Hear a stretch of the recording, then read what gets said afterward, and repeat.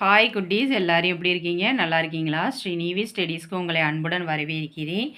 இன்றைக்கி நம்ம 5ஆம் வகுப்புலேருந்து நீதியை நிலைநாட்டிய சிலம்பு, அதாவது உரைநடை பகுதி, இந்த பாடத்துடைய வினா விடைகளை நம்ம இந்த வீடியோவில் பார்க்கலாம். குட்டீஸ், பார்க்கலாமா?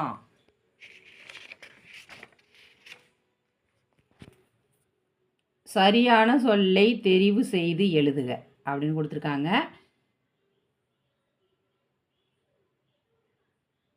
முதல் கேள்வி, புறாவிற்காக தன் உடலையே தந்த மன்னன் யார் அப்படின்னு கேட்டிருக்காங்க. சிபி மன்னன். புறாவிற்காக தன் உடலையே தந்த மன்னன் சிபி மன்னன். இரண்டாவது கேள்வி பார்த்தீங்கன்னா, கண்ணகியின் சிலம்பு டேஸால் ஆனது. எதால் ஆனது? மாணிக்க கற்களால் ஆனது. அதாவது கண்ணகியின் சிலம்பு மாணிக்கம் ஆல் ஆனது அப்படின்னு எழுதிருங்க. அடுத்து மூன்றாவது கேள்வி பார்த்தீங்கன்னா, அறநெறி இச்சொல்லை பிரித்து எழுத கிடைப்பது அறம் கூட்டல் நெறி. அறநெறி, அறம் கூட்டல் நெறி. நான்காவது கேள்வி பார்த்தீங்கன்னா, கால் கூட்டல் சிலம்பு இச்சொற்களை சேர்த்து எழுத கிடைப்பது கார் சிலம்பு. கால் கூட்டல் சிலம்பு, கார் சிலம்பு. தண்டித்தல், அதாவது ஐந்தாவது கேள்வி பார்த்தீங்கன்னா, தண்டித்தல் இச்சொல்லின் பொருள் ஒருத்தல். தண்டித்தல், ஒருத்தல். அடுத்து பார்த்தீங்கன்னா, கீழ்காணும் சொற்களை சேர்த்து எழுதுக. ஆ கூட்டல் ஊர், அவ்வூர். ஆ கூட்டல் ஊர், அவ்வூர். தகுதி கூட்டல் உடைய, தகுதியுடைய. தகுதி கூட்டல் உடைய, தகுதியுடைய. அடுத்து பார்த்தீங்கன்னா, கீழ்காணும் சொற்களை பிரித்து எழுதுக. கல்வனல்லன் அப்படின்னு கொடுத்துருக்காங்க. கல்வன் கூட்டல் அல்லன். கல்வனல்லன், கல்வன் கூட்டல் அல்லன் அப்படின்னு எழுதிருங்க.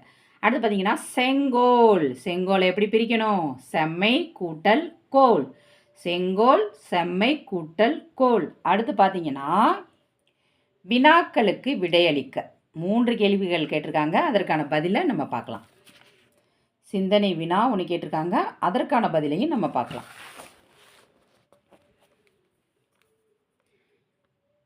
கண்ணகிக்கு ஏற்பட்ட துன்பம் யாது அப்படின்னு கேட்டிருக்காங்க. பதில் பார்க்கலாம். கண்ணகியின் கணவனான கோவலன் பாண்டிய மன்னனால் தவறான தீர்ப்பளிக்கப்பட்டு கொல்லப்பட்டான். இதுவே கண்ணகிக்கு ஏற்பட்ட துன்பம் ஆகும் அப்படின்ட்டு எழுதுங்க. அடுத்து இரண்டாவது கேள்வி பார்த்தீங்கன்னா, புகார் நகரின் சிறப்புகள் யாவை அப்படின்னு கேட்டிருக்காங்க. பதில் பார்க்கலாம்.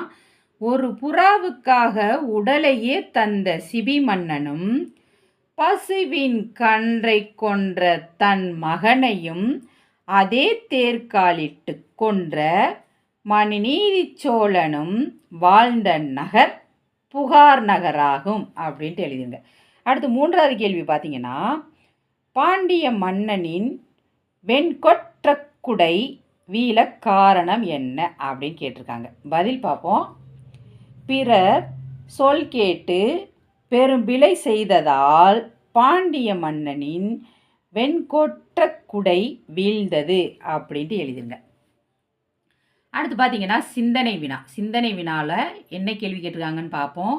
எப்பொருள் யார் யார் வாய் கேட்பினும் அப்பொருள் மெய்ப்பொருள் காண்பது அறிவு. இந்த குறள் கருத்து யாருக்கு பொருந்தும்? கண்ணகிக்கா, பாண்டிய மன்னனுக்கா? சிந்தித்து விடை தருக அப்படின்னு கேட்டிருக்காங்க.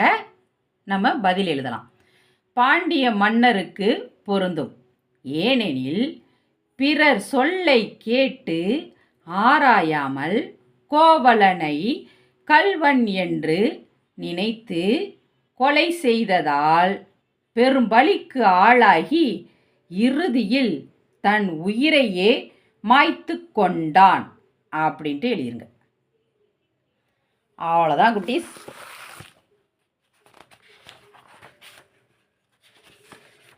அதாவது நீதியை நிலைநாட்டிய சிலம்பு பாடத்துடைய வினா விடைகளை நம்ம இந்த வீடியோவில் பார்த்துருக்கோம். இந்த வீடியோ உங்களுக்கு பிடிச்சிருந்தால் லைக் பண்ணுங்கள், ஷேர் பண்ணுங்கள், சப்ஸ்கிரைப் பண்ணுங்கள்.